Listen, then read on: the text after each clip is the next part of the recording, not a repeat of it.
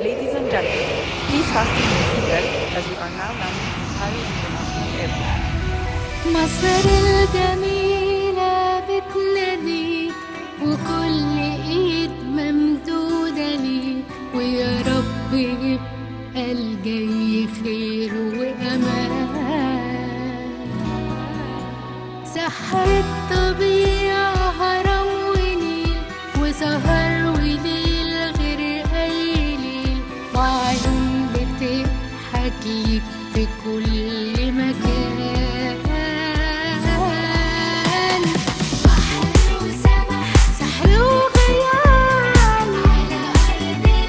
أرض الجمال ما خطرش يوم عالبال سحر وخيال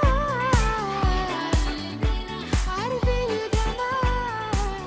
Donc, et pour parler du sujet d'aujourd'hui, l'inauguration très attendue de l'allée des Béliers à Luxor, on a en ligne M. Simon Soyer qui est guide touristique. Bonjour monsieur. Bonjour. Donc, on s'attend jeudi prochain, le 25 novembre, à un festival ou un événement grandiose.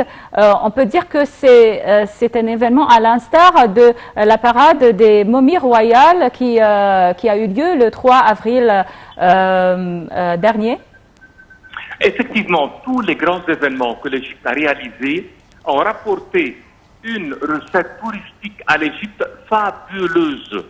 Tous les travaux d'inauguration, de rénovation, aussi bien comme le transfert des momies et le transfert de la barque solaire, aussi bien que l'allée des Béliers, ce sont des événements que le monde entier s'attend pour y voir, y assister et aussi bien venir y être là-dedans, vivre l'histoire de l'Égypte, rentrer dans la peau de nos souverains, de nos pharaons. L'Égypte accueille avec cet événement, on peut dire, une nouvelle mondiale qui serait pour la planète Terre, c'est l'inauguration de la plus grande ville historique, ville qui contient le plus grand temple de l'univers, c'est le complexe d'Amon, qui dépasse le complexe d'Angkor, car Karnak plus Luxor, ensemble, c'est le dieu Amon et non pas un seul indépendant.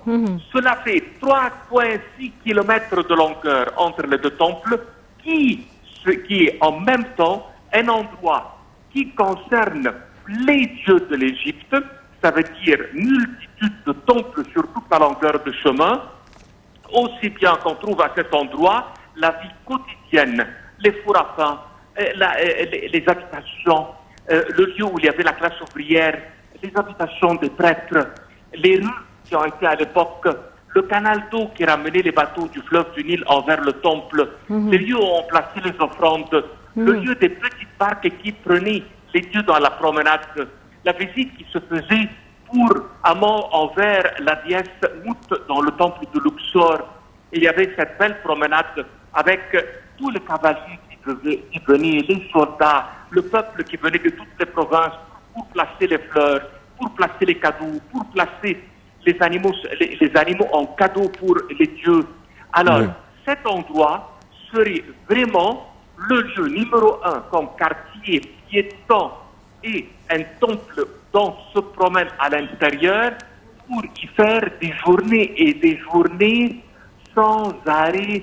Et à vrai dire, si quelqu'un veut y rester une semaine dans la ville de Luxor pour y être dans ce complexe funéraire, pour jouir les scènes religieuses, les couleurs des temples, les reliefs, que ce soit des bas-reliefs ou reliefs, admirer les colonnes, admirer la plus grande salle possible du monde, admirer les 10 piliers du temple de Karnak, y être dans son mur d'enceinte, se réjouir de la déesse Sekhmet dans ces lieux sacrés. Les travaux de pierre du temple de Karnak nous présentent vraiment un bijou dans l'histoire de l'univers. N'oublions jamais le temple de Luxor dans lequel il y a l'obélisque qui a été réalisé par Ramsès II, dont la seconde se trouve à la Concorde avec on peut dire une réputation mondiale. C'est vraiment l'emblème. Alors l'Égypte possède aussi bien l'obélisque de la reine Hatshepsut dans le temple de Karnak, qui est une merveille qui fait 25 mètres hauteur, qui n'a pas d'équivalent dans l'ensemble des temples du monde entier. Alors c'est un grand événement, et oui, et cet événement va rapporter beaucoup de touristes, et cet événement va faire de la ville de Luxor un plus pour le futur. Oui. Monsieur Simon, si on rappelle aux téléspectateurs l'importance de cette allée et son usage pendant le vieux ou l'ancien Égypte, l'ancienne Égypte, c'était une parade, n'est-ce pas, une fois par an? Bien sûr, c'est la parade qui faisait le départ du dieu Amon, porté sur les épaules, jusqu'à qu'il arrive pour le temple de la déesse Mout, pour sa visite, et au retour, ce retour était en bateau qui faisait la descente du fleuve. Cette parade, on estime 20 000 personnes qui venaient annuellement pour cette rencontre. Les gens pouvaient y voir le Dieu qui va paraître au monde entier, lui qui habite le sein des saints du temple, lui qui est à l'intérieur, rien que le grand prêtre qui arrive à le voir. Aujourd'hui, il sort de sa chapelle, et il serait exposé avec cette gloire et sa présence devant le pharaon.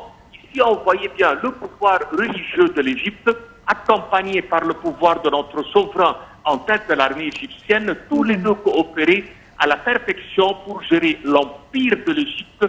Et le peuple était sous la gestion de notre souverain et honorait les dieux du pays et se présenter devant ces dieux pour y être vraiment dans les coutumes et dans Ça s'appelait la fête d'Opet, n'est-ce pas?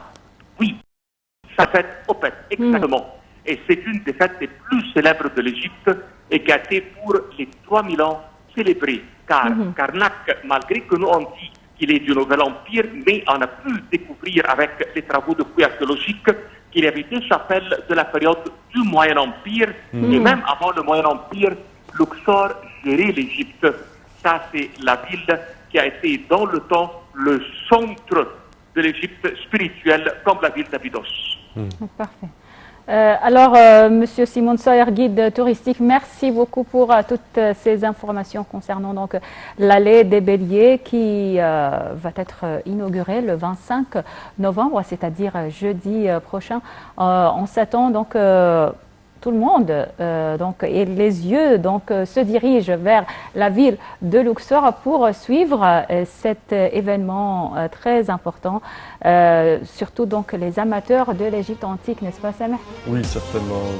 Les fans de l'Égypte antique, alors l'égyptomanie, je dirais, seront vraiment satisfaits par ce spectacle tellement grandiose, attendu le jeudi prochain, le 25 novembre 2021.